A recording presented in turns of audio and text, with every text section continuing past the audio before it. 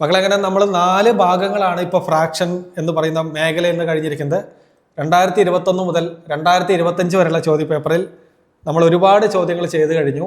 ഇപ്പോൾ 2024-25 കാലഘട്ടങ്ങളിലെ ക്വസ്റ്റ്യൻസ് ആണ് ചെയ്തുകൊണ്ടിരിക്കുന്നത്.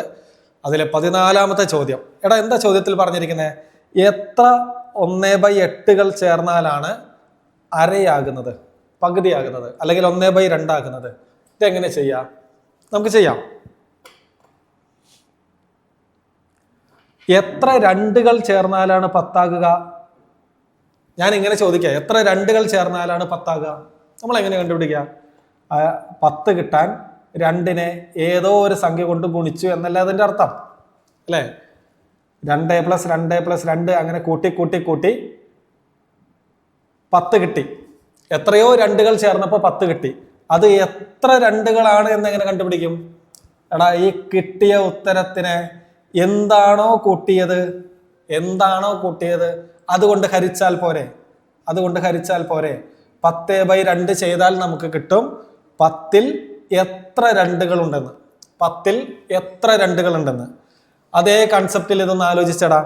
എത്ര 1/8 കൂട്ടി കൂട്ടി കൂട്ടി പോയപ്പോഴാണ് 1/2 കിട്ടുന്നത് എന്ന് ചോദിച്ചാൽ അതിൻ്റെ അർത്ഥം എന്താ? ഈ 1/2 പകുതിയിൽ, അരയിൽ എത്ര 1/8 ഉണ്ട് എന്നുള്ളതല്ലേ? അപ്പോൾ വലിയ ഭാഗം എന്ന് പറയുന്നത്, വലിയ സംഖ്യ എന്ന് പറയുന്നത് 1/2 അതിനുള്ളിൽ എത്ര 1/8 ഉണ്ടെന്ന് കണ്ടുപിടിച്ചാൽ മതി. അപ്പൊ നമ്മളിതിനെ ഹരിച്ചാൽ പോരെ, ഭാഗിച്ചാൽ പോരെ, വീതം വെച്ചാൽ പോരെ. ഓക്കെ, അപ്പൊ എങ്ങനെയാ നമ്മൾ 2 ഭിന്നസംഖ്യകളെ തമ്മിൽ ഹരിക്കുക? മറന്നിട്ടില്ലല്ലോ. ഒരു ഭിന്നസംഖ്യ 1/2, രണ്ടാമത്തെ ഭിന്നസംഖ്യ 1/8. എടാ, ആദ്യത്തെ ഭിന്നസംഖ്യയെ നമ്മൾ അതുപോലെ എഴുതും, 1/2 അതുപോലെ എഴുതി. രണ്ടാമത്തെ ഭിന്നസംഖ്യയെ നമ്മൾ എങ്ങനെ എഴുതണം? അതിന്റെ വിൽക്രമം, റെസിപ്രോക്കൽ എടുക്കണം, തല കുത്തനെ നിർത്തണം. 1/8 വിൽക്രമം എന്ന് പറയുന്നത് താഴെ ഇരിക്കുന്ന 8 മുകളിൽ വരും, മുകളിലിരിക്കുന്ന 1 അത് താഴെ പോകും. ഇനി സോൾവ് ചെയ്താൽ പോരെ, ചെറുതാക്കിയ പോരെ. 8ഉം 2ഉം ചെറുതാക്കാം. 8ൽ എത്ര 2? 8ൽ 4 2 നമ്മുടെ ഉത്തരം കിട്ടിയില്ലേ? 1 × 4 4. ഇവിടെ വേറെ ആരുമില്ല, 1. അപ്പൊ 4/1 എന്ന് പറഞ്ഞാൽ അത് 4 തന്നെ. അപ്പോ അരയിൽ എത്ര 1/8 ഉണ്ട്, അല്ലെങ്കിൽ എത്ര 1/8 ചേർന്നാലാണ് അരയാവുക, 1/2 ആവുക എന്ന് ചോദിച്ചാൽ അതിന്റെ ഉത്തരം 4 4 4 മാത്രം. ക്ലിയർ ആണെന്ന് വിചാരിക്കുന്നു. നമ്മൾ അടുത്ത ചോദ്യത്തിലേക്ക് പോകുന്നു. മക്കളെ, അങ്ങനെ നമ്മുടെ 15ാമത്തെ ചോദ്യം എങ്ങനെയാണ്? 4 2/6 ഹരിക്കണം 1 2/6. ഓക്കെ, അപ്പൊ നമുക്കിത് ചെയ്യാം. 2 മിശ്ര ഭിന്നങ്ങളെ തമ്മിൽ ഹരിക്കാനാണ് തന്നിരിക്കുന്നത്. നമ്മൾ അതിനെ എന്താക്കണം? ഒരു സാധാരണ ഭിന്ന രൂപത്തിലേക്ക് മാറ്റണം. 4 2/6 ഹരണം 1 2/6 ഒരു സാധാരണ ഭിന്ന രൂപത്തിലേക്ക് മാറ്റിയാൽ എന്ത് വരൂടാ? 4 × 6 24. മുകളിലിരിക്കുന്ന 2 കൂട്ടിയാൽ 26. അപ്പൊ 26/6 എന്ന് കിട്ടി ഒന്നാമത്തെ മിശ്രത്തിന് മാറ്റിയപ്പോ. ഹരിക്കണം. ഇനി രണ്ടാമത്തെ ആളെ മാറ്റണ്ടേ? 1 × 6 6 തന്നെ. അതിന്റെ കൂടെ എന്ത് കൂട്ടണം? മുകളിലിരിക്കുന്ന 2 കൂട്ടണം. അപ്പോ 8/6 എന്ന് കിട്ടും. നോക്കൂ, ഇപ്പൊ 26/6 എന്ന് പറയുന്ന ഭിന്നസംഖ്യയും 8/6 എന്ന് പറയുന്ന ഭിന്നസംഖ്യയും നമ്മൾ ഹരിക്കണം. 2 ഭിന്നസംഖ്യകളെ ഹരിക്കാൻ നമ്മളിപ്പോൾ പഠിച്ചു. എന്താ ചെയ്യേണ്ടത്? ആദ്യത്തെ ഭിന്നസംഖ്യ അതുപോലെ എഴുതും, 26/6. രണ്ടാമത്തെ ഭിന്നസംഖ്യനെ അതിന്റെ വിൽക്രമം എടുത്തിട്ട് ഗുണിക്കും. 8/6 വിൽക്രമം തല തിരിഞ്ഞത് അത് 6/8. ആ വിൽക്രമം എടുക്കുന്നു, ഗുണിക്കുന്നു. ചെറുതാക്കിയ പോരെ. ഈ 6ഉം കട്ട് ചെയ്ത് പോയി, അല്ലെ? മുകളിലും താഴെയും ഒരുപോലെ ഉണ്ടെങ്കിൽ ഗുണിക്കലോ ഹരിക്കലാണെങ്കിൽ നമുക്ക് കട്ട് ചെയ്ത് കളയാം. ഇനി 26നും 8നും ചെറുതാക്കാലോടാ. 26ഉം 8ഉം ഇരട്ട സംഖ്യകളാണ്. അപ്പൊ 26ൽ എത്ര 2 എന്ന് ചോദിച്ചാൽ 26ന്റെ പകുതി അത് 13. 8ൽ എത്ര 2? 8ന്റെ പകുതി 4. അപ്പൊ നമുക്ക് കിട്ടി 13/4 എന്ന്. നമ്മളങ്ങനെ ഓപ്ഷനിലേക്ക് നോക്കുന്ന സമയത്ത് എല്ലാം മിശ്ര ഭിന്നത്തിലേക്ക് കിടക്കുന്നത്, എല്ലാം മിശ്ര രൂപത്തിലേക്ക് കിടക്കുന്നത്. അപ്പൊ നമ്മൾ എന്ത് ചെയ്യും? ഈ കിട്ടിയ ഉത്തരത്തിനെ മിശ്ര രൂപത്തിലേക്ക് മാറ്റും. 13നെ 4 കൊണ്ട് ഹരിച്ചു നോക്കും. 13-ൽ എത്ര നാലുണ്ടെന്ന് ചോദിച്ചാൽ നമുക്കറിയാം 3 നാലുകൾ ചേർന്നാൽ 12ആണ്. ബാക്കിയോ ശിഷ്ടമായി കിട്ടുന്നത് 1. അപ്പൊ നമ്മളിവിടെ ചെയ്യുന്ന പരിപാടി എന്താ? എടാ കിട്ടിയ ഉത്തരത്തിനെ വലുതാക്കി എഴുതും. താഴെ കിടക്കുന്ന ശിഷ്ടം മുകളിലേക്ക്, താഴെ കിടക്കുന്ന ശിഷ്ടം 1 അത് മുകളിൽ എന്തുകൊണ്ടാണ് ഹരിച്ചത്? ഇവിടെ 4 കൊണ്ടാണ് ഹരിച്ചത്. അങ്ങേര് താഴെ. അപ്പൊ നമുക്ക് എന്ത് കിട്ടിയ ഉത്തരം? 3/4 3 1/4 എന്ന് കിട്ടി. ഓപ്ഷൻ ബി ആണ് നമ്മുടെ ശരിയായ ഉത്തരം. ക്ലിയർ അല്ലേ? ഇനി ഇത് മറ്റൊരു തരത്തിലും കൂടി ചെയ്യാം. അതെങ്ങനെയെന്ന് നോക്കാം നമുക്ക്. അപ്പൊ നമ്മൾ ഈ ചോദ്യം മറ്റൊരു തരത്തിലും കൂടി ചെയ്യാൻ പോവുകയാണ്. എടാ 4 2/6 ഹരിക്കണം 1 2/6 കൊണ്ട്. ഈ 2/6 എന്ന് പറയുന്ന ഭിന്ന രൂപം നമുക്ക് വീണ്ടും ചെറുതാക്കാം അല്ലെ? മുകളിലിരിക്കുന്ന 2ഉം താഴെ ഇരിക്കുന്ന 6ഉം ഒരു പൊതു ഗുണിതമായിട്ട് വരുന്നതാണ് 2ന്റെ അല്ലെ? അപ്പൊ നമുക്ക് അതിനെ വീണ്ടും ചെറുതാക്കാലോ. 2/6 ചെറുതാക്കിയാൽ എന്താ? 2-ൽ എത്ര 2കൾ? 1 2. താഴെ ഇരിക്കുന്ന 6-ൽ എത്ര 2കൾ? 3 2കൾ. അപ്പൊ നമുക്ക് 1/3 എന്ന് ചെറുതാക്കി എഴുതാം. അപ്പൊ ഈ 4 2/6 എന്നത് എന്തായി? 4 1/3 എന്നായി. ഹരിക്കണം അപ്പുറത്തോ അത് 1 1/3 എന്നായി. ഇനി നമ്മൾ നേരത്തെ ചെയ്ത അതേ പരിപാടി, ഈ മിശ്ര രൂപങ്ങളെ നമുക്ക് മാറ്റാം. 4 1/3 ഹരിക്കണം 1 1/3 ആണ്. നമ്മൾ മാറ്റിയാൽ അതെങ്ങനെ കിട്ടും? അത് മാറ്റിയാൽ നമുക്ക് കിട്ടുന്നത് 13 അല്ലെ? 4 × 3 12, മുകളിലിരിക്കുന്ന 1 കൂട്ടിയാൽ 13 ബൈ താഴെയുള്ള 3 ഹരിക്കണം. ഇവിടെ മാറ്റിയാലോ? 1 × 3 3, 3ന്റെ കൂടെ മുകളിലിരിക്കുന്ന 1 കൂട്ടിയാൽ 4, താഴെ 3 തന്നെ. അപ്പൊ ഇതിനെ 2 ഭിന്നസംഖ്യകളാണ്. ഈ 2 ഭിന്നസംഖ്യകളെ ഹരിക്കാൻ തന്നു കഴിഞ്ഞാൽ നമുക്കറിയാം ആദ്യത്തെ ഭിന്നസംഖ്യ അതുപോലെ എഴുതുന്നു, ഹരിക്കുന്നതിന് പകരം നമ്മൾ ഗുണിക്കുന്നു. ആരെ കൊണ്ട്? 4/3 വിൽക്രമം കൊണ്ട്. അത് 3/4 കൊണ്ട്. ഈ മൂന്നും വെട്ടിപ്പോയി, ബാക്കി 13/4 മാത്രം. ഓക്കെ. ഇപ്പൊ 13/4 നമ്മൾ നേരത്തെ കണ്ടുപിടിച്ചു. 13-ൽ എത്ര നാലുകൾ? 13-ൽ 3 നാലുകൾ, അതായത് 12. ബാക്കി 1. കിട്ടിയ ഉത്തരം 3 ആണ്. അത് നമ്മൾ വലുതാക്കി എഴുതി. ശിഷ്ടം താഴെ കിടക്കുന്നവനെ നമ്മൾ മുകളിലേക്ക് ഉയർത്തി. താഴെ കിടക്കുന്നവർ അങ്ങനെയാ, എല്ലാ കാലത്തും താഴെയായിരിക്കില്ല. അവൻ പതിയെ പൊങ്ങി വരും. താഴെ ഇരിക്കുന്ന 1 മുകളിൽ എന്തുകൊണ്ടാണ് ഹരിച്ചത്? 4 കൊണ്ടാണ് ഹരിച്ചത്. ആ 4 താഴെ. ഇങ്ങനെ ചെയ്താലും ഉത്തരം 3/4 തന്നെ. മക്കളെങ്ങനെ? 16-ാമത്തെ ചോദ്യം എന്താ ചോദ്യത്തിൽ പറയുന്നത്? 61 എന്ന് പറയുന്ന സംഖ്യയിൽ എത്ര 1/6കളുണ്ട്? 61-ൽ എത്ര 1/6കളുണ്ട്? നമ്മൾ ഇതേ മോഡൽ നേരത്തെ ചെയ്തതല്ലേ? ഇവിടെ എന്താ ചെയ്യേണ്ടതെന്ന് നിങ്ങൾക്ക് കിട്ടിയില്ലേ? 61-ന് എന്ത് ചെയ്യണം? 61 ഇവിടെ വലിയ സംഖ്യ. അതിനുള്ളിൽ എത്ര 1/6കളുണ്ടെന്ന് കണ്ടുപിടിക്കേണ്ടത്. അപ്പൊ 61-നെ നമ്മൾ ഭാഗിക്കും. എന്തുകൊണ്ട്? 1/6 കൊണ്ട്. ഓക്കെ. അപ്പൊ നിങ്ങൾക്ക് ചിലപ്പോൾ സംശയം ഉണ്ടാവും, 2 ഭിന്നസംഖ്യകളെയാണ് ഹരിക്കുന്നതെങ്കിൽ എളുപ്പമാണ്. ആദ്യത്തെ ഭിന്നസംഖ്യനെ അതുപോലെ നിർത്താം, രണ്ടാമത്തെ ഭിന്നസംഖ്യനെ തലകുത്തനെ നിർത്തിയിട്ട് തമ്മിൽ ഗുണിച്ചാൽ മതി. ഇവിടെ ഒരു ഭിന്നസംഖ്യയല്ലേ ഉള്ളൂ. 61 ഒരു പൂർണ്ണസംഖ്യയല്ലേ, ഭിന്നസംഖ്യ അല്ലല്ലോ. അപ്പൊ എന്ത് ചെയ്യും? ഒന്നും ചെയ്യാനില്ല. ഈ 61 എന്ന് പറയുന്നതിനെ നമുക്ക് 61/1 എന്ന് എഴുതിയാലും തെറ്റില്ല. തെറ്റുണ്ടോ? ഇല്ല. 61/1 എന്ന് പറഞ്ഞാൽ എന്താടാ? അതിന്റെ അർത്ഥം 61-നെ 1 കൊണ്ട് ഹരിക്കുന്നത്, അല്ലെങ്കിൽ 61-ൽ എത്ര 1കളുണ്ട് എന്നുള്ളത്. 2-ൽ എത്ര 1കളുണ്ട്, അല്ലെങ്കിൽ എത്ര 1കൾ ചേർന്നാലാണ് 2 ആവുക? 2. 10-ൽ എത്ര 1കൾ? 10-ൽ 10 1കൾ. 20-ൽ എത്ര 1കൾ? 20 1കൾ. 100-ൽ എത്ര 1കൾ? 100 1കൾ. എങ്കിൽ 61-ൽ എത്ര 1കൾ എന്ന് ചോദിച്ചാൽ 61 1കൾ ഉണ്ടാവില്ലേ? അപ്പൊ നമുക്ക് 61-നെ 61/1 എന്ന് എഴുതാം. ഒരു ഭിന്ന രൂപമായില്ലേ? ഇങ്ങനെ എഴുതണം നിർബന്ധമൊന്നുമില്ല കേട്ടാ. കിട്ടാത്ത ആരെങ്കിലും ഉണ്ടെങ്കിൽ ബേസ് ഇല്ലാത്ത ആരെങ്കിലും ഉണ്ടെങ്കിൽ അവർക്ക് കൺഫ്യൂഷൻ വരാതിരിക്കാൻ വേണ്ടിയിട്ടാണ് ഞാനിത് പറഞ്ഞത്. അവർ മാത്രം ഇത് എടുത്താൽ മതി. ഓക്കെ, അപ്പൊ 61 ഞാൻ 61/1 എന്ന് എഴുതി. താഴെ ഇരിക്കുന്ന ഭിന്നസംഖ്യനെ ഞാൻ അതുപോലെ എഴുതി 1/6. ഇപ്പൊ 2 ഭിന്നരൂപങ്ങളായില്ലേ? ഇനി നമുക്ക് ചെയ്യാം. ആദ്യത്തെ ഭിന്നസംഖ്യ ഞാൻ അതുപോലെ ഇട്ടു 61/1. ഇനി ഞാൻ ഹരിക്കുന്നതിന് പകരം അവിടെ ഗുണിക്കും. ആരെ കൊണ്ട്? ഈ 1/6ന്റെ വിൽക്രമം കൊണ്ട്. 1/6ന്റെ വിൽക്രമം എന്ന് പറയുന്നത് 6/1 ആണ്. 6/1 ആണ്. ഇപ്പൊ 2 ഭിന്നസംഖ്യകളായി. 61/1, 6/1. താഴെ 1 വന്നു കഴിഞ്ഞാൽ പ്രത്യേകിച്ച് വിലയൊന്നുമില്ല എന്നുള്ള കാര്യം നമുക്കറിയാം. 61/1 എന്ന് പറഞ്ഞാൽ അത് 61 തന്നെയാണ്. 100/1 എന്ന് പറഞ്ഞാൽ അത് 100 തന്നെയാണ്. അതിന് പ്രത്യേകിച്ച് മാറ്റങ്ങളൊന്നുമില്ല. അപ്പൊ നമുക്കിത് എന്ത് ചെയ്താൽ മതി? ഇതിന്റെ ഉത്തരം കാണാൻ മുകളിലിരിക്കുന്ന 61നെയും 6നെയും ഗുണിച്ചെഴുതിയാൽ മതി. 61 ഗുണം 6 ചെയ്താൽ നമുക്ക് എന്ത് കിട്ടും? 60 ഗുണം 6 360. 1 ഗുണം 6 6. 360ഉം 6ഉം ചേർന്നാൽ കിട്ടുന്നത് 366 എന്നാണ്. നമ്മുടെ ഉത്തരം 366 ഓപ്ഷൻ എയിൽ കിടക്കുന്നു. കിട്ടിയില്ലേ?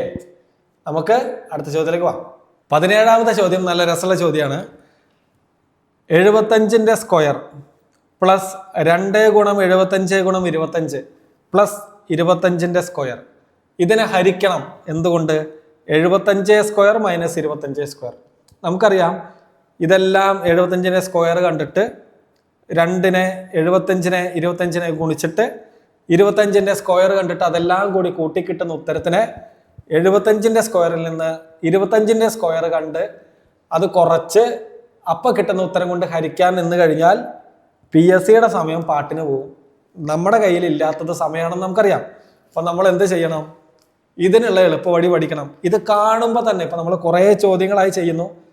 അപ്പൊ ഇത് കാണുമ്പോൾ തന്നെ ഇതിനുള്ളിൽ ഉപയോഗിക്കേണ്ട സൂത്രവാക്യങ്ങൾ നമ്മുടെ മനസ്സിലേക്ക് ഓടിയെത്തണം. ഈ കിടക്കുന്ന ആളെ നിങ്ങൾ എവിടെയെങ്കിലും കണ്ടിട്ടുണ്ടോ? ഈ കിടക്കുന്ന ആളെ നോക്കിക്കേ. A square plus 2 into A into B plus B square എന്ന രൂപത്തിലല്ലേ കിടക്കുന്നേ? ഇവിടെ എയുടെ സ്ഥാനത്ത് 75ഉം ബിയുടെ സ്ഥാനത്ത് 25ഉമാണ് അല്ലേ? അപ്പൊ ഇതിന്റെ മറ്റൊരു രൂപം എന്താ? A square plus 2AB plus B square എന്ന് പറഞ്ഞാൽ എന്താടാ?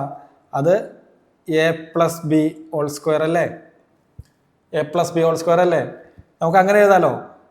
എങ്കിൽ അത് 75 പ്ലസ് 25 ആണ് അല്ലെ? 75 പ്ലസ് 25ന്റെ സ്ക്വയർ ആണ്. ഇത് ക്ലിയർ ആയേ? 75 പ്ലസ് 25ന്റെ സ്ക്വയർ ആണ്. കാണുന്നുണ്ടല്ലോ? ഓക്കെ, തൽക്കാലം ഞാൻ മാറിയിരിക്കാം. അപ്പൊ ഇത് കിട്ടി. ഇനി താഴെ ഇരിക്കുന്ന ആളെ നോക്കിക്കേ. ഇയാൾ ഏത് രൂപത്തിലാ? ഇയാൾ കിടക്കുന്നത് A square minus B square എന്ന രൂപത്തിലല്ലേ? A square minus B square എന്ന് പറഞ്ഞാൽ എന്താ? അത് A plus B into A minus B.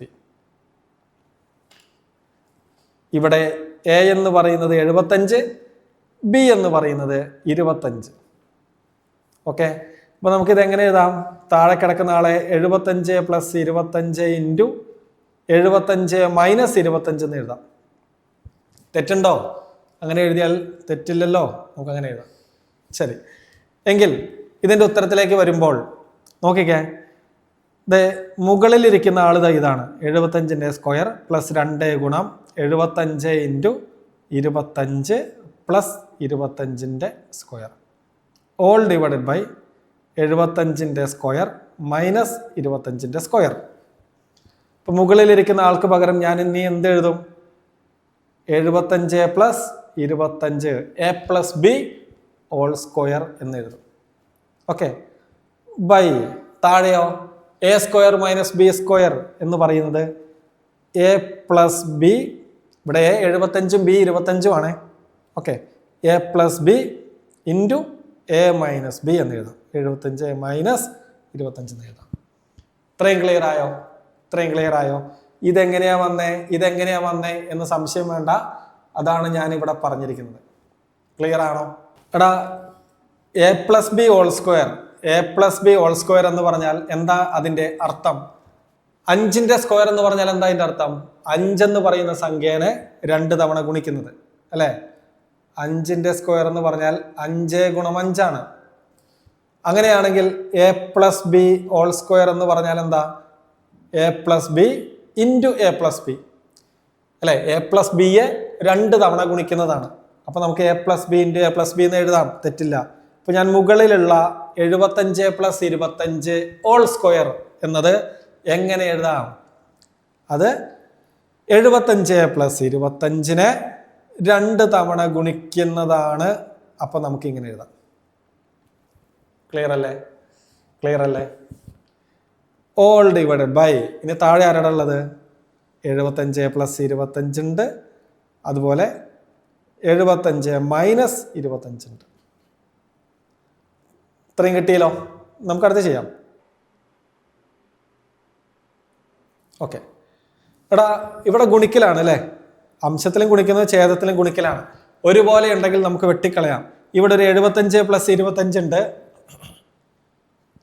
താഴെയും ഒരു 75 പ്ലസ് 25 ഉണ്ട്. ഈ 2 പേരെയും നമുക്ക് കട്ട്കരോ, ഈ 2 പേരെയും നമുക്ക് ഒഴിവാക്കാം, തൂക്കിയെറിയാം. ബാക്കി ആരേ ഉള്ളൂ? മുകളിൽ ഒരു 75 പ്ലസ് 25 ഉണ്ട്, താഴെ ഒരു 75 മൈനസ് 25 ഉണ്ട്. 75ഉം 25ഉം കൂട്ടി മുകളിൽ എഴുതുന്നു, 75ൽ നിന്ന് 25 കുറച്ച് താഴെയും എഴുതുന്നു. 75ഉം 25ഉം കൂട്ടിയാൽ എത്രയാടാ? അത് 100ആണ്. ബൈ 75ൽ നിന്ന് 25 പോയാൽ അത് 50ആണ്. 100ൽ എത്ര 50കൾ? 100ൽ എത്ര 50കൾ? 100/50 എന്ന് പറഞ്ഞാൽ അതിന്റെ അർത്ഥം 100ൽ എത്ര 50കൾ? 100ൽ 2 50കൾ. അപ്പൊ ഇത്രയും ചെയ്താൽ നമുക്ക് കിട്ടും ഇതിന്റെ ഉത്തരം 2 ആണ്. ഇതിന്റെ ഉത്തരം ഓപ്ഷൻ ഡിയിൽ കിടക്കുന്ന 2 ആണ്, സെറ്റാണ്. നമുക്ക് അടുത്ത ചോദ്യത്തിലേക്ക് പോകാം. മക്കളെ, അങ്ങനെ നമ്മൾ 18ാമത്തെ ചോദ്യത്തിലേക്ക് എത്തിയിരിക്കുന്നു. 18ാമത്തെ ചോദ്യം പറയുന്നത് ഇങ്ങനെയാണ്: സംഖ്യാരേഖയിലെ 3/5നും 4/5നും ഇടയിൽ വരാത്ത ഭിന്നകം, വരാത്തതാണ് ചോദിച്ചിരിക്കുന്നത്. ഓക്കെ, അപ്പൊ നമ്മൾ ചെയ്ത ഒരു മെത്തേഡ് ഉണ്ടല്ലോടാ, സീറോ മെത്തേഡ്. എല്ലാറ്റിൻ്റെയും മുകളിൽ 0 ചേർത്ത് കൊടുത്ത് ചെയ്യുന്ന ഒരു പരിപാടി മറന്നിട്ടില്ലല്ലോ. അപ്പൊ 3/5നെയും 4/5നെയും നമുക്ക് ആദ്യം കൺവെർട്ട് ചെയ്യാം. 3/5നെ കൺവെർട്ട് ചെയ്താൽ മുകളിൽ ഒരു 0 ചേർത്ത് കൊടുക്കുന്നു. അപ്പൊ 30/5 എന്നാകും. 30ൽ എത്ര 5 ഉണ്ട്? 30ൽ 6 അഞ്ചുകളുണ്ട്. ഓക്കെ, അതവിടെ ഇരിക്കട്ടെ. നമുക്ക് അടുത്ത് നോക്കാം. 4/5 എന്ന് പറഞ്ഞാൽ എത്ര? 0 ചേർത്ത് കൊടുത്താൽ അത് 40/5 എന്നാകും. 40ൽ എത്ര അഞ്ചുകൾ? 8 അഞ്ചുകൾ. അപ്പൊ നമ്മളോട് ചോദിച്ചിരിക്കുന്ന ചോദ്യം എന്താ? ഈ 3/5ന്റെയും 4/5ന്റെയും ഇടയിൽ വരാത്തതാണ് വേണ്ടത്. വരാത്തത് എന്ന് വെച്ചാൽ നമുക്കിനി കുറച്ചുകൂടി എളുപ്പമായി. ഇനിയുള്ള 4 ഓപ്ഷനുകളിൽ അത് 4 ഓപ്ഷനുകളെ നമ്മൾ ഇതുപോലെ കൺവെർട്ട് ചെയ്ത് കഴിഞ്ഞ് കിട്ടുന്ന ആ സംഖ്യ ഏതിൻ്റെ ഇടയിൽ വരാൻ പാടില്ല? 6ന്റെയും 8ന്റെയും ഇടയിൽ വരാനേ പാടില്ല.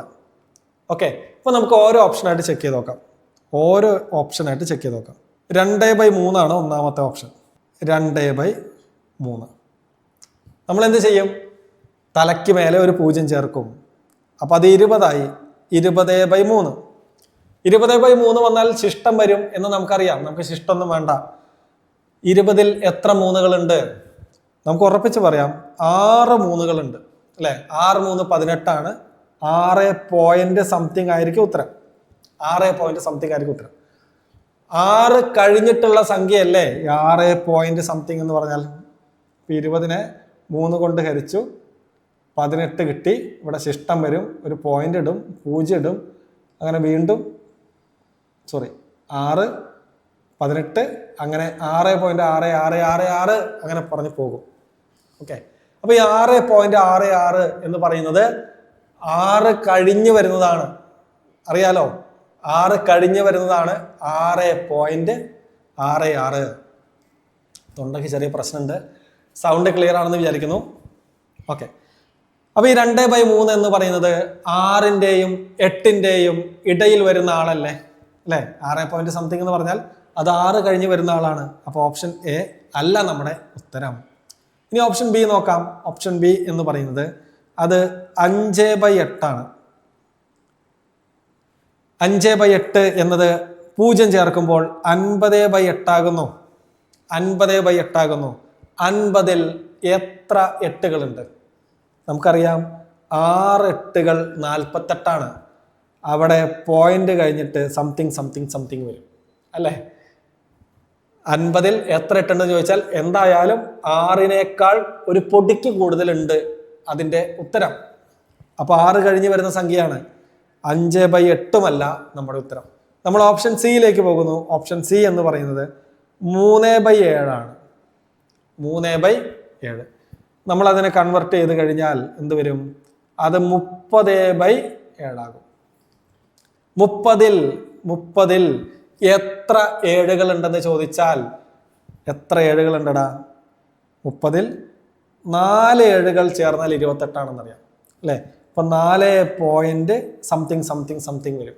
ഓക്കെ, അപ്പോൾ 30-ൽ എത്ര ഉണ്ടെന്ന് ചോദിച്ചാൽ 4 ഒരു പൊടിക്ക് എന്തെങ്കിലും ഒരു സാധനം അവിടെ ഉണ്ടാവും. അങ്ങനെയാണെങ്കിൽ നമ്മുടെ ഉത്തരം എന്തായിരിക്കും? 6-ന്റെയും 8-ന്റെയും ഇടയിൽ വരാത്ത ഒരു സംഖ്യ എന്ന് പറയുന്നത് 4 കഴിഞ്ഞു വരുന്ന ഈ സംഖ്യയല്ലേ? അപ്പൊ അതിന് കറസ്പോണ്ടിങ് ആയിട്ടുള്ള 3/7 അല്ലേ നമ്മുടെ ഉത്തരം? 3/7 അല്ലേ നമ്മുടെ ഉത്തരം? ആണ്. 3/7 ആണ് നമ്മുടെ ശരിയായ ഉത്തരം. ഓപ്ഷൻ ഡിയും കൂടി ചെക്ക് ചെയ്യാം. ഓപ്ഷൻ ഡി എന്ന് പറയുന്നത് 5/7 ആണ്. 5/7. 0 ചേർത്താൽ എന്തായടാ? അത് 50/7 ആയി. 50-ൽ എത്ര ഏഴുകളുണ്ട്? 50-ൽ എത്ര ഏഴുകളുണ്ടെന്ന് ചോദിച്ചാൽ 7 ഏഴുകൾ ചേർന്നാൽ 49 ആണ് നമുക്കറിയാം. ബാക്കി പോയിന്റ് കഴിഞ്ഞ് സംതിങ് വരും. 7 ആയിരിക്കും ഉത്തരം. അതായത് ഈ സംഖ്യയും 6-ന്റെയും 8-ന്റെയും ഇടയിലാണ്. നമുക്ക് എന്തായാലും ഉത്തരം കിട്ടി. അത് 3/7 ആണ്.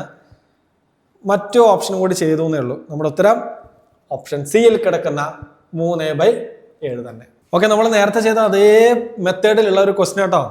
1/3-നും 1/2-നും ഇടയിൽ വരുന്ന ഭിന്നസംഖ്യ. 1/3-നും 1/2-നും ഇടയിൽ വരണം. അതിൻ്റെ ഇടയിൽ വരണം. അപ്പൊ നമുക്ക് ഓരോ ഓപ്ഷനും വെച്ച് ചെക്ക് ചെയ്യാം. അതിനു മുന്നേ 1/3-നെയും 1/2-നെയും കൺവെർട്ട് ചെയ്യണ്ടേ? 0 കൊടുത്ത് കൺവെർട്ട് ചെയ്യാം. 1/3 എന്ന് പറയുന്നത് 10/3 ആക്കി. എത്രയാ? 10-ൽ എത്ര 3കൾ ഉണ്ടെന്ന് ചോദിച്ചാൽ 3 ആണ്. ആ പോയിന്റ് കഴിഞ്ഞിട്ടുള്ളത് നമുക്ക് വേണ്ട, ശിഷ്ടം നമുക്ക് വേണ്ട, കിട്ടുന്ന ഉത്തരം മതി. 10/3 എന്ന് പറഞ്ഞാൽ അത് 3 എന്ന് നമ്മൾ എടുത്തു. അതേപോലെ 1/2-ന് നമ്മൾ 10/2 എന്ന് എഴുതി. 10/2 എന്ന് പറയുന്നത് 5 ആണ്. അപ്പൊ നമ്മൾ എന്ത് ചെയ്യണം? 3-ന്റെയും 5-ന്റെയും ഇടയിൽ വരുന്ന സംഖ്യ കണ്ടുപിടിച്ചാൽ മതി. ഓരോ ഓപ്ഷനും ചെക്ക് ചെയ്യാം. പെട്ടെന്ന് ചെക്ക് ചെയ്യാം. അടുത്തത് 12/15 ആണ് ഒന്നാമത്തെ ഓപ്ഷൻ. അതെന്തായി?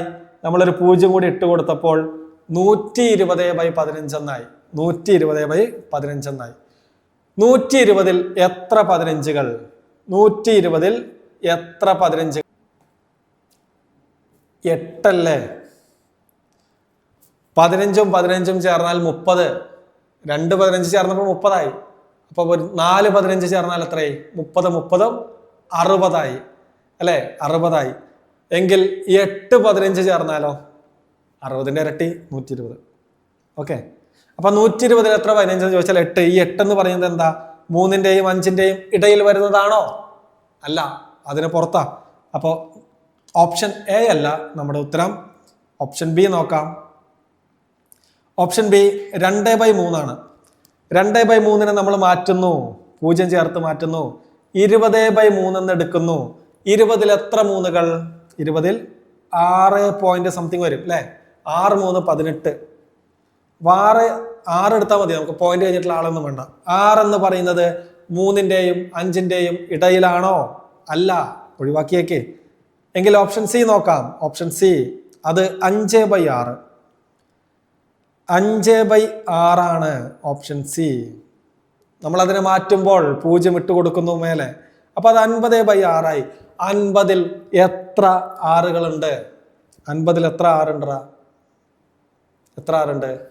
8 48 നമുക്കറിയാം അല്ലേ? പോയിന്റ് കഴിഞ്ഞിട്ട് സംതിങ് വരും. നമുക്ക് പോയിന്റ് കഴിഞ്ഞിട്ടുള്ള ആളെ വേണ്ട, 8 മാത്രം എടുത്താൽ മതി. 8 എന്ന് പറയുന്നത് 3ന്റെയും 5ന്റെയും ഉള്ളിലല്ല നമുക്കറിയാം. അപ്പോൾ ഓപ്ഷൻ സി അല്ല. അപ്പോൾ എന്തായാലും ഓപ്ഷൻ ഡി ആയിരിക്കും ഉത്തരം നമുക്കറിയാം. എങ്കിലും ചെയ്തു നോക്കണ്ടേ? 5/12.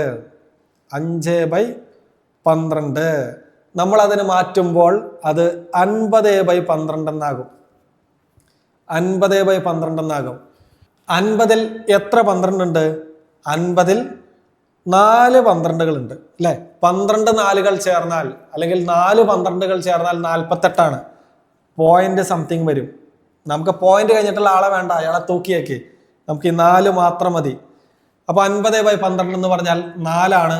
ആ 4 3ന്റെയും 5ന്റെയും ഇടയിൽ വരുന്നതല്ലേ? ഇടയിൽ വരുന്നതാണ്.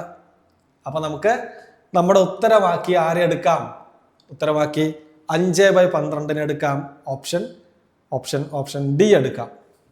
ക്ലിയർ ആണല്ലോ? അങ്ങനെ 21ാമത്തെ ചോദ്യത്തിലേക്ക് എത്തിയിരിക്കുന്നു. ചോദ്യം ഇങ്ങനെ: താഴെ 4 ഭിന്നസംഖ്യകൾ തന്നിട്ടുണ്ട്. അതിൽ വലുതിനെ കണ്ടുപിടിക്കണം. അതിൽ ആരാണ് വലുതെന്ന് കണ്ടുപിടിക്കണം. ഏതാ ഭിന്നസംഖ്യകൾ? 2/5, 7/10, 3/4, 2/1. ഇത് നമ്മൾ ചെയ്തു നോക്കൊന്നും വേണ്ട. നമ്മൾ കുറേ മെത്തേഡ് പഠിച്ചു ഇതിൻ്റെ ഉത്തരം വലുത് ഏത് ചെറുത് ഏതെന്ന് കണ്ടുപിടിക്കാനൊക്കെ. നമ്മൾ അതിലേക്കൊന്നും പോകുന്നില്ല. എടാ, ഈ 4 ഭിന്നസംഖ്യകളിൽ ഒരാൾ വേറിട്ട് നിൽക്കുന്നുണ്ട്. അയാളാണ് ഇതിൻ്റെ ഉത്തരം. എന്താ ഇതിൻ്റെ ഉത്തരം എന്ന് പറയുന്നത് 2/1. എന്തുകൊണ്ടാ? ബാക്കിയുള്ള 3 ഭിന്നസംഖ്യകളും നിങ്ങളൊന്ന് നോക്കിക്കേ. അംശം ചെറുത് എന്ന് വെച്ചാൽ മുകളിലിരിക്കുന്ന ആള് ചെറുത്, താഴെ ഇരിക്കുന്ന ഛേദം വലുത്. ഓക്കെ, അത്തരം ഭിന്നസംഖ്യകളെ നമ്മളൊരു പേര് വിളിക്കും. എന്താണ് അത്തരം ഭിന്നസംഖ്യകളെ പറയുന്ന പേര്? മലയാളത്തിൽ അതിനെ സാധാരണ ഭിന്നം എന്നും ഇംഗ്ലീഷിൽ അതിനെ പ്രോപ്പർ ഫ്രാക്ഷൻ എന്നും പറയും. ഓക്കെ, അതിൻ്റെ വില എപ്പോഴും 1നേക്കാൾ ചെറുതായിരിക്കും. അപ്പൊ ഈ 3 ഭിന്നസംഖ്യകളുടെയും വില 1നേക്കാൾ ചെറുതാണ്. ഓക്കെ, ഈ ഭിന്നസംഖ്യയുടെ പ്രത്യേകത എന്താ? ഞാൻ ഉത്തരമായി പറഞ്ഞ 2/1ന്റെ പ്രത്യേകത എന്താ? അതിന്റെ മുകളിൽ ഇരിക്കുന്ന ആള് വലുത്, താഴെ ഇരിക്കുന്ന ആള് ചെറുത്. അംശം വലുത്, ന്യൂമറേറ്റർ വലുത്, ഡിനോമിനേറ്റർ അല്ലെങ്കിൽ ഛേദം ചെറുത്. ഇത്തരം ഭിന്നസംഖ്യകളെ നമ്മൾ പറയുന്ന പേരെന്താടാ? ഇത്തരത്തിലുള്ളവരെ പറയുന്ന പേര് വിഷമഭിന്നം, ഇംപ്രോപ്പർ ഫ്രാക്ഷൻ. ഇതെന്താ ഈ വിഷമഭിന്നം എന്നൊക്കെ പറയാൻ കാരണം? ഒരു ഉദാഹരണം വെച്ച് പറയാം. ഇപ്പൊ 2/5 എന്ന് പറഞ്ഞാൽ എന്താ? 5-ൽ 2 ഭാഗം. ഞാനൊരു കേക്കിനെ 5 പീസാക്കി മുറിച്ചു, 5 തുല്യ ഭാഗമാക്കി മുറിച്ചു. വട്ടത്തിലുള്ള കേക്ക് കുറച്ച് പ്രയാസമാണ്. നമുക്കതിനെ ചതുരത്തിൽ വരയ്ക്കാം. ഓക്കെ, 1 2 3 4 5. അപ്പൊ ഈക്വൽ ആയിട്ടുള്ള 5 ഭാഗങ്ങളാണെന്ന് വിചാരിക്കുക. അതിന് എനിക്ക് 2 ഭാഗങ്ങൾ എടുക്കണം. ഇതാണ് 2/5. ഓക്കെ, ഇതാണ് 2/5. ഇനി ഇതേ കൺസെപ്റ്റ് വെച്ചിട്ട് 2/1 നിങ്ങളൊന്ന് ആലോചിച്ച്. ഒരു കേക്ക് ഉണ്ട്, ഒറ്റ പീസാക്കാൻ പാടുള്ളൂ. ഇവിടെ ഒരു പീസാക്കിയാൽ 2 പീസ് ഔട്ടാണ്. അങ്ങനെ പീസാക്കാൻ പറ്റൂല. ഒറ്റ പീസാക്കാൻ പാടുള്ളൂ. ഇതിപ്പോൾ ഒറ്റ പീസ് ഉണ്ട്, പക്ഷെ ഇത് 2 പേർക്ക് ഈക്വലായിട്ട് കൊടുക്കണം. നിങ്ങൾ പറയും ചിലപ്പോൾ ഇങ്ങനെ മുറിച്ച് കൊടുക്കാം എന്നുള്ളത്. അത് പറ്റൂല. അപ്പൊ ഈ ഇംപ്രോപ്പർ ഫ്രാക്ഷന്റെ വിഷമഭിന്നങ്ങളുടെ വില 1നേക്കാൾ കൂടുതലായിരിക്കും. അപ്പൊ ബാക്കി 3 പേരുടെയും വില 1നേക്കാൾ ചെറുതും, 4ാമത് കിടക്കുന്ന ആ ഭിന്നസംഖ്യയുടെ 2/1 എന്ന് പറയുന്ന ഭിന്നസംഖ്യയുടെ വില അത് 1നേക്കാൾ വലുതുമാണ്. 2/1 എന്ന് പറഞ്ഞാൽ എത്രയാ? ഞാൻ നേരത്തെ പറഞ്ഞില്ലേ, താഴെ 1 വന്നാൽ അതിന് പ്രത്യേകിച്ച് വിലയൊന്നുമില്ല. അപ്പോൾ അതിൻ്റെ വില 2ആണ്. അപ്പൊ നമ്മുടെ ഉത്തരം ഓപ്ഷൻ ഡി ആണ് അതിൻ്റെ ശരി ഉത്തരം. 22ാമത്തെ ചോദ്യം: 4 ഭിന്നസംഖ്യകൾ തന്നിരിക്കുന്നു. ആ 4 ഭിന്നസംഖ്യകളിൽ ഏതാണ് വലിയ സംഖ്യ എന്ന് കണ്ടുപിടിക്കണം. ഓക്കെ, അപ്പോൾ വലുത് കണ്ടുപിടിക്കാനുള്ള ഒരുപാട് വഴികൾ നമുക്കറിയാം. ഇപ്പം ഞാൻ ആ ഓപ്ഷൻസ് ഒന്ന് എഴുതിക്കോട്ടെ. 5/3, 13/11, 113/11, 17/5. അപ്പം നമുക്കിത് ഏത് മെത്തേഡ് വെച്ച് ചെയ്യാം? നമുക്കിത് ഈ രണ്ട് ജോഡികളെ വെച്ച് ക്രോസ് ചെയ്ത് കമ്പയർ ചെയ്ത് കണ്ടുപിടിക്കുന്ന ആ രീതി അതല്ലടെ എളുപ്പം. നമുക്ക് ആദ്യത്തെ ഒരു പെയറിന് എടുക്കാം. 5/3 13/11 ക്രോസ് ചെയ്യാം. 5 ഗുണം 11 അത് 55 അത് ഇതിൻ്റെ മേലെ എഴുതണം കേട്ടോ. 55. 13 ഗുണം 3 അത് 39. 13 ഗുണം 3 39. ഏതാ വലുത്? 39നേക്കാൾ 55 അല്ലേ വലുത്? അപ്പൊ നമുക്ക് പറയാം 13/11 വലുത് 5/3. അപ്പൊ ഈ കൂട്ടത്തിൽ വലുത് 5/3. 13/11 വെട്ടിക്കളയാം, അയാൾ ചെറുതാണ്. ഇനി എന്ത് ചെയ്യണം? ഈ 5/3 113/11 കൊണ്ട് കമ്പയർ ചെയ്യാം. ഓക്കെ, ക്രോസ് ചെയ്യുന്ന പരിപാടി സെയിം പരിപാടി. 5 ഗുണം 11 എത്ര? 5 ഗുണം 11 എന്ന് പറയുന്നത് 55. 113 ഓക്കെ 113/111 111 ഇവിടെ. ഓക്കെ, അപ്പൊ ഇത് ഞാൻ ഒന്നുകൂടി ചെയ്യാം കേട്ടോ. 5/3 113/111 ക്രോസ് ചെയ്യുന്നു. 5 ഗുണം 111 എന്ന് പറഞ്ഞാൽ അത് 555. അപ്പുറത്ത് 3 ഗുണം 113 എന്ന് പറഞ്ഞാൽ അത് 339. ഏതാ വലുത്? 555 അല്ലേ വലുത്? അപ്പൊ ഈ കൂട്ടത്തിലും വലുത് എന്ന് പറയുന്നത് 5/3 തന്നെ. അപ്പൊ ഇയാളെ വെട്ടിക്കളയാം. ഇനി 5/3 17/5 കൊണ്ടും കൂടി കമ്പയർ ചെയ്യാനുണ്ട്. 17/5 കൂടി കമ്പയർ ചെയ്യാം. 5 ഗുണം 5 ചെയ്താൽ കിട്ടുന്നത് 25. 17 ഗുണം 3 ചെയ്താൽ കിട്ടുന്നത് 10 3 30 7 3 21 30 21 51. 25നേക്കാൾ 51 അല്ലേ വലുത്? 51 അല്ലേ വലുത്? അപ്പൊ ഈ കൂട്ടത്തിൽ 5/3 ചെറുതാണ്. വലിയ ആളെന്ന് പറയുന്നത് 17/5. 17/5 ഓപ്ഷൻ ഡി ആണ് നമ്മുടെ ശരി ഉത്തരം. ഇവിടെ സെറ്റ് അല്ലേ? കിട്ടുന്നില്ലേ? 23ാമത്തെ ചോദ്യം ഇതേപോലെ 4 ഭിന്നസംഖ്യകൾ തന്നിരിക്കുന്നു. ഈ നാലെണ്ണത്തിൽ ചെറുത് ഏതാണെന്നാണ് ചോദ്യം. ചെറുതിനെ കണ്ടുപിടിക്കണം. അപ്പൊ ഞാൻ ആ ഓപ്ഷൻസ് ഇങ്ങോട്ട് ഇവിടെ തന്നിട്ടുണ്ട് ബാക്കി. ഓക്കെ, അപ്പൊ 4 ഭിന്നസംഖ്യകൾ ഞാൻ എഴുതുന്നു. 7/11 8/13. ആദ്യത്തെ രണ്ടെണ്ണത്തിന് ഞാൻ ഇങ്ങോട്ട് എടുത്തു. എന്നിട്ട് ഇവരെ കമ്പയർ ചെയ്യാം അല്ലേ? 7 ഗുണം 13 17 70 37 21 70 21. ഞാൻ ഇവിടെ 91 എന്ന് എഴുതും. ഓക്കെ, 11 ഗുണം 8 എന്ന് പറയുന്നത് 88. 88നേക്കാൾ വലുതല്ലേ 91? വലുതല്ലേ 91? നമുക്ക് വലുതല്ല വേണ്ടത്, നമുക്ക് വേണ്ടത് ചെറുതാ. ഓക്കെ, അപ്പൊ കൂട്ടത്തിൽ ചെറുതാരാ? 88. അതിന് കറസ്പോണ്ടിങ് ആയിട്ടുള്ള ഭിന്നരൂപം 8/13. അപ്പൊ നമ്മൾ ആരെടുക്കും? കൂട്ടത്തിൽ ചെറുതെന്ന് പറയുന്നത് 8/13 എടുക്കും. ഇനി ആരെ കമ്പയർ ചെയ്യണം? അടുത്ത ആളെ കമ്പയർ ചെയ്യണം. അത് 2/3. 2/3 കമ്പയർ ചെയ്യാം. 8 ഗുണം 3 24. 2 ഗുണം 13 26. ഏതാ ചെറുത്? ഇവിടെയും ചെറുത് 8/13.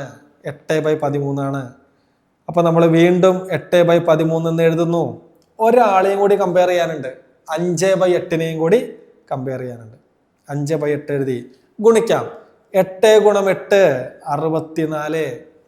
13 ഗുണം 5 15 50 3 5 15 50 15 65. ഇവിടെയും ചെറുതാരാ? ഒരു പൊടിക്ക് ചെറുതായി വന്നത് 8/13 തന്നെ. അപ്പൊ നമുക്ക് ഉറപ്പിച്ച് പറയാം ഈ കൂട്ടത്തിൽ ഏറ്റവും ചെറുത് ഏതാ? അത് 8/13 ആണ്. 8/13 ഓപ്ഷൻ ബി ആണ്. ക്ലിയർ? വീണ്ടും അതേ മോഡൽ ഒരു ചോദ്യം. 1/2 2/3 3/4 1/5.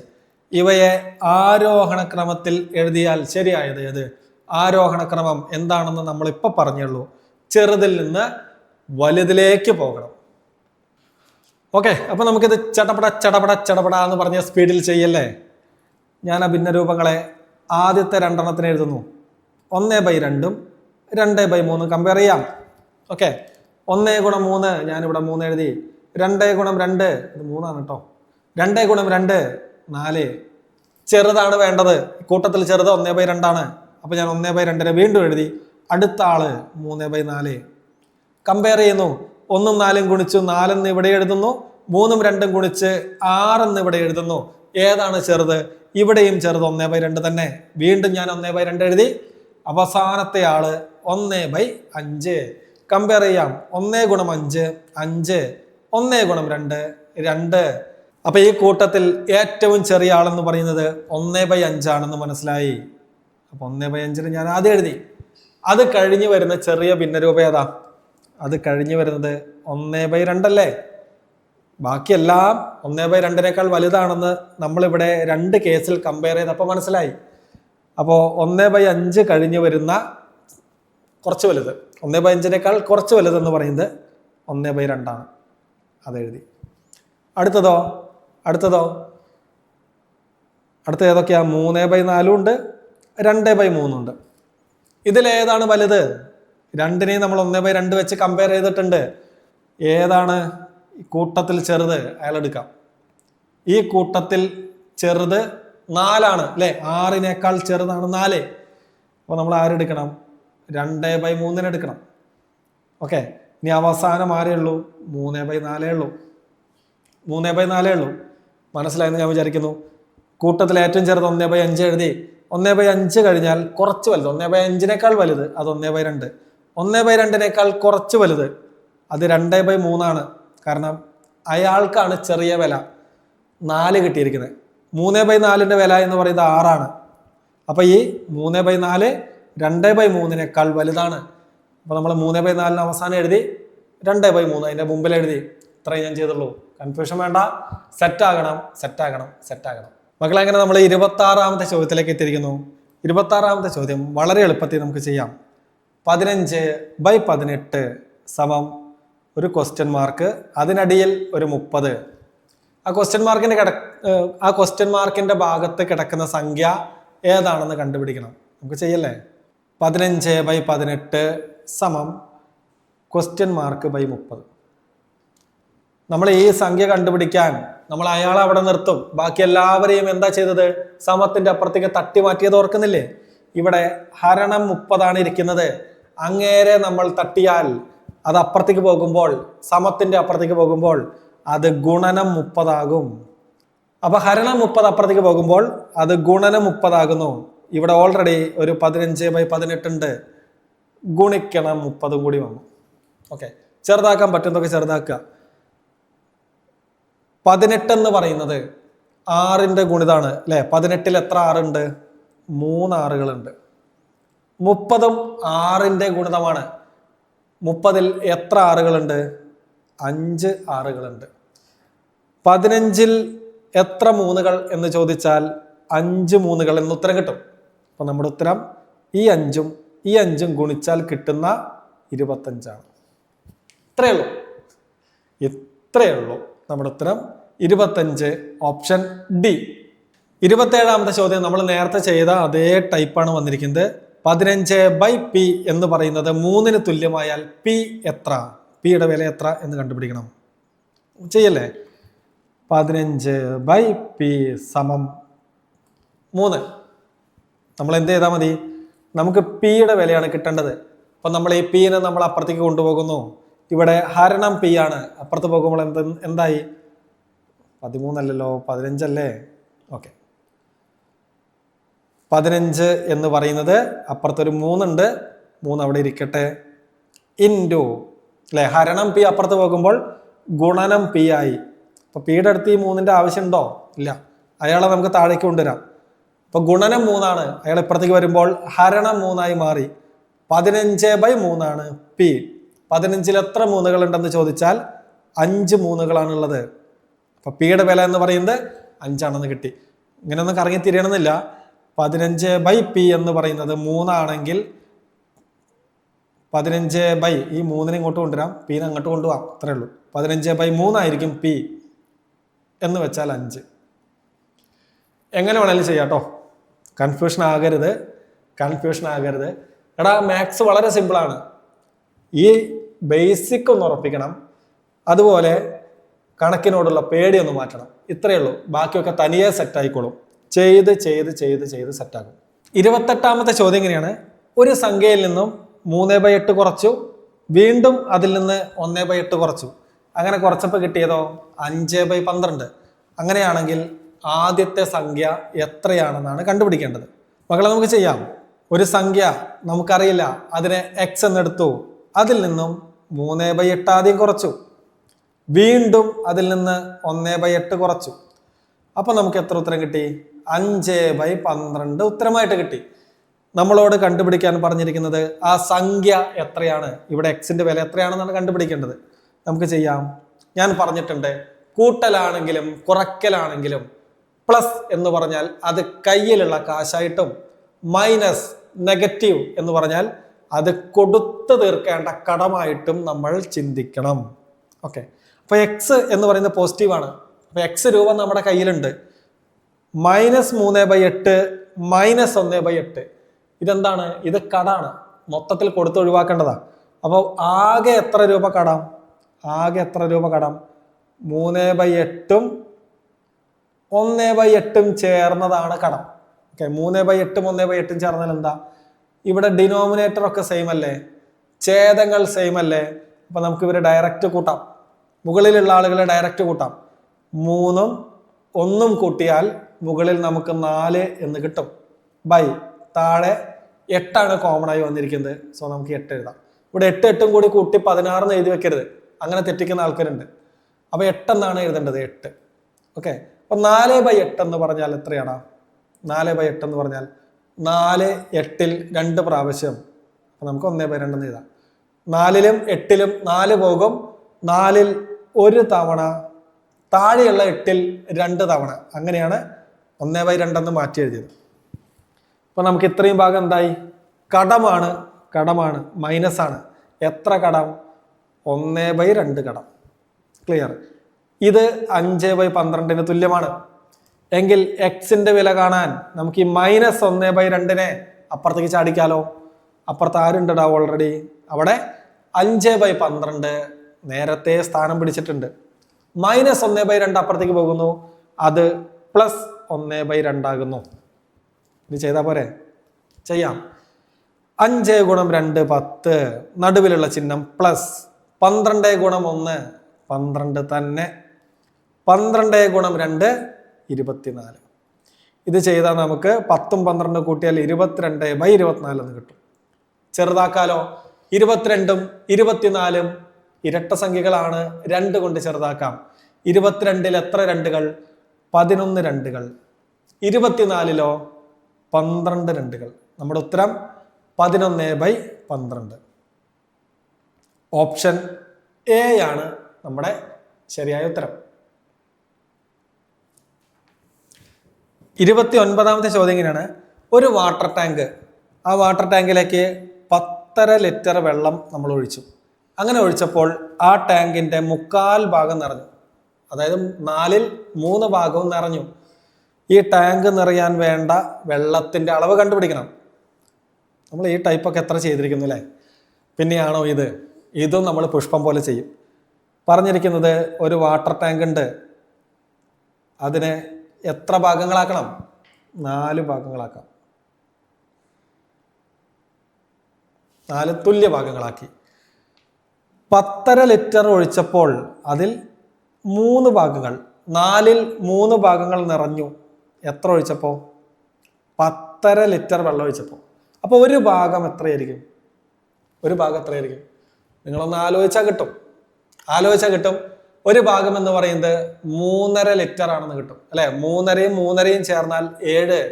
7ന്റെ കൂടെ വീണ്ടും ഒരു 3.5 ചേർന്നാൽ 10.5. ഓക്കെ, ഒരു ഭാഗം 3.5 ഇനി അങ്ങനെ ആലോചിക്കാൻ പെട്ടെന്ന് പറ്റുന്നില്ലെങ്കിൽ ഈ ആകെ വെള്ളം 3 ഭാഗങ്ങളിലെ വെള്ളം 10.5 ഒരു ഭാഗത്തിലെ വെള്ളം കാണാൻ നമ്മൾ 3 കൊണ്ട് ഹരിക്കും. 10.5ൽ എത്ര 3കൾ? നമ്മൾ 10.5 എന്ന് പറയുന്ന മിശ്ര ഭിന്നത്തിനെ ഒരു സാധാരണ ഭിന്നത്തിലേക്ക് മാറ്റുന്നു. 10 ഗുണം 2 20, മുകളിലുള്ള 1 കൂട്ടിയാൽ 21. അപ്പൊ 21/2 എന്ന് കിട്ടും. ബൈ 3. ഓക്കെ, ഇത് ചെയ്താൽ 21/2/3 നമുക്ക് ചെയ്യാം. 3 വേണമെങ്കിൽ 3/1 ഇടാം കേട്ടോ, കുഴപ്പമൊന്നുമില്ല. അപ്പൊ എങ്ങനെ എഴുതാം? 21/2 ഗുണം 1/3 എന്ന് കിട്ടും. 1/3 എന്ന് കിട്ടും. 21 3 ചെറുതാക്കാം. 21 എത്ര 3 എന്ന് ചോദിച്ചാൽ 7 3. അപ്പൊ നമുക്ക് മുകളിൽ ഇനി 7 ഗുണം 1 7 തന്നെ, താഴെ 2 മാത്രം. 7/2 എന്ന് പറഞ്ഞാൽ ബൈ 2 എന്ന് പറഞ്ഞാൽ ഭാഗിക്കണം 2 എന്നാണ്, പകുതിയാണ് അല്ലെ. 7/2 എന്ന് പറഞ്ഞാൽ 7ന്റെ പകുതി. 7ന്റെ പകുതി നമുക്കറിയാം, അത് 3.5 അപ്പൊ ഒരു ഭാഗം 3.5 ലിറ്റർ. ഒരു ഭാഗം 3.5 ലിറ്റർ ആണ്. അപ്പൊ ഈ ടാങ്ക് നിറയാൻ ഇനി ഒരു ഭാഗം കൂടി വേണം അല്ലെ, ഒരു ഭാഗം കൂടി വേണം. അത് 3.5 ലിറ്റർ ആണ്. നമ്മളോട് ചോദിച്ചിരിക്കുന്നത് എന്താ? ടാങ്ക് നിറയാൻ വേണ്ട വെള്ളത്തിന്റെ അളവ്. ഈ ടാങ്ക് മുഴുവനായിട്ടും നിറയാൻ വേണ്ട വെള്ളത്തിന്റെ അളവ് എത്രയാടാ? 3 ഭാഗം നിറയാൻ 10.5 ലിറ്റർ വേണം. ബാക്കിയുള്ള ഒരു ഭാഗം നിറയാൻ ഒരു 3.5 ലിറ്ററും കൂടി വേണം. കാണുന്നില്ല അല്ലെ? ഓക്കെ, ബാക്കിയുള്ള ഒരു ഭാഗം നിറയാൻ, ബാക്കിയുള്ള ഒരു ഭാഗം നിറയാൻ 3.5 ലിറ്ററും കൂടി വേണം. അപ്പൊ ആകെ ടോട്ടൽ എത്ര ലിറ്റർ? 10ഉം 3ഉം കൂട്ടിയാൽ 13 ലിറ്റർ. അരയും ചേർത്താൽ 1 ലിറ്റർ. അപ്പൊ 13ഉം 1ഉം ടോട്ടൽ 14 ലിറ്റർ ആണ് നമ്മുടെ ഉത്തരം. 14 ലിറ്റർ ഓപ്ഷൻ ബിയിൽ കിടക്കുന്നു. കിട്ടി, മനസ്സിലായി എന്ന് വിചാരിക്കുന്നു. നമ്മൾ അടുത്തതിലേക്ക് പോകാം. നമ്മളങ്ങനെ 30ാമത്തെ ചോദ്യത്തിലേക്ക് എത്തിയിരിക്കുന്നു. 30ാമത്തെ ചോദ്യം, ഒരാൾ തൻ്റെ സമ്പാദ്യത്തിൻ്റെ 2/7 ഭാഗം 1ാമത്തെ മകന് കൊടുത്തു. ആ സമ്പാദ്യത്തിൻ്റെ 5/2 ഭാഗം 2ാമത്തെ മകനും കൊടുത്തു. 3ാമത്തെ മകന് ബാക്കിയുള്ളത് കൊടുത്തു. എങ്കിൽ 3ാമത്തെ മകന് എത്ര ഭാഗമാണ് കിട്ടിയതെന്ന് കണ്ടുപിടിക്കണം. അപ്പൊ നമുക്ക് ഇത്തരം ചോദ്യങ്ങൾ കിട്ടിക്കഴിഞ്ഞാൽ നമ്മൾ ചെയ്യുന്ന പരിപാടി, ആകെ സ്വത്ത് എന്ന് പറയുന്നത് 1 ഭാഗം എന്നാക്കിയെടുക്കും. ഓക്കെ, ആകെ സ്വത്ത് എന്ന് പറയുന്നത് 1 ആയിട്ട് നമ്മൾ പരിഗണിക്കും. എന്നിട്ടോ അതിൽ നിന്ന് ബാക്കി മക്കൾക്ക് കൊടുത്തത് കുറയ്ക്കും. ഇവിടെ എന്തൊക്കെ കൊടുത്തിരിക്കുന്നത്? 2/7 ഭാഗം മൂത്ത മകന് കൊടുത്തു. 2ാമത്തെ മകന് 2/5 ഭാഗവും കൊടുത്തു. ഓക്കെ, അപ്പൊ 3ാമത്തെ മകന് എത്ര കിട്ടി എന്ന് ചോദിച്ചാൽ ഈ 1ൽ നിന്ന് ആദ്യത്തെ മകന് കൊടുത്ത 2/7ഉം 2ാമത്തെ മകന് കൊടുത്ത 2/5ഉം ചേർന്നത് കുറയ്ക്കണം. മനസ്സിലായല്ലോ? എടാ, എൻ്റെ കയ്യിൽ ആകെ 10 രൂപയുണ്ട്. ഞാൻ ഒരാൾക്ക് അതിൽ നിന്ന് 2 രൂപ എടുത്തു കൊടുത്തു. 2ാമത്തെ ആൾക്ക് ഞാനൊരു 4 രൂപയും കൊടുത്തു. 3ാമത്തെ ആൾക്ക് എത്ര രൂപ കിട്ടി എന്ന് കണ്ടുപിടിക്കാൻ ഞാൻ എന്ത് ചെയ്താൽ മതി? ഈ 10ൽ നിന്ന് ബാക്കിയുള്ളവർക്ക് കൊടുത്തത് കുറച്ചാൽ മതി അല്ലേ? 10ൽ നിന്ന് ഞാൻ ആദ്യത്തെ ആൾക്ക് ഒരു 2 കൊടുത്തു, 2ാമത്തെ ആൾക്ക് ഞാനൊരു 4ഉം കൊടുത്തു. ഇത് രണ്ടും ചേർന്നതാണ് എൻ്റെ കയ്യിൽ നിന്ന് പോയിരിക്കുന്നത് അല്ലേ? ആ 10ൽ നിന്നും ഇത്രയും പോയി. അപ്പൊ ഇത്രയും ഞാൻ ചേർത്തിട്ട് കുറയ്ക്കണം. 2ഉം 4ഉം ചേർത്ത് വെച്ചിട്ട് കുറയ്ക്കണം. കാണുന്നില്ല? ഓക്കെ, സോറി, ഞാനത് ഇപ്പുറത്തേക്ക് എഴുതാം. ഓക്കെ, 10 മൈനസ് ഈ 2ഉം 4ഉം ചേർന്നതിനെ കുറയ്ക്കണം. 10ൽ നിന്ന് 2ഉം 4ഉം ചേർന്നാൽ പോകുന്നത് 6ആണ്. 10ൽ നിന്ന് 6 പോയാൽ 4. അപ്പൊ 3ാമത്തെ ആൾക്ക് എത്ര കിട്ടി ചോദിച്ചാൽ 4 എന്ന് നിസ്സംശയം പറയാം. അപ്പൊ ഇതേ മെത്തേഡാണ് നമ്മൾ ഇപ്പുറത്തും സ്വീകരിക്കുന്നത്.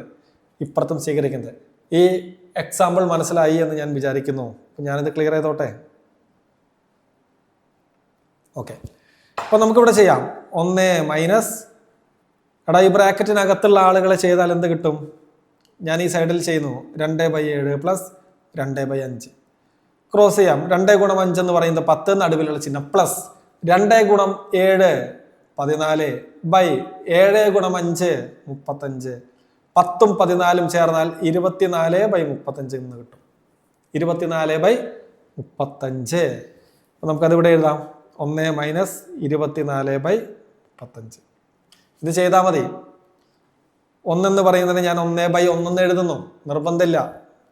ഓക്കെ, ബേസ് ഇല്ലാത്തവർക്ക് ഇനി കൺഫ്യൂഷൻ വരണ്ട, അതുകൊണ്ടാണ് ഞാൻ ഇങ്ങനെ എഴുതുന്നത്. അപ്പൊ 24/35 കുറയ്ക്കണം. ക്രോസ് ചെയ്താൽ 1 ഗുണം 35 തന്നെ. മൈനസ് ആണ് നടുവിലെ ചിഹ്നം, അപ്പൊ നമ്മൾ മൈനസ് ഇട്ടു. 1 ഗുണം 24 എന്ന് പറയുന്നത് 24/35. മക്കളെങ്ങനെ 35-ൽ നിന്ന് 24 പോയാൽ ബാക്കി 11, താഴെ 35. നമ്മുടെ ഉത്തരം 11/35 ആണ്. മൂന്നാമത്തെ മകന് കിട്ടിയത് 35-ൽ 11 ഭാഗങ്ങൾ എന്ന് മനസ്സിലാക്കാം.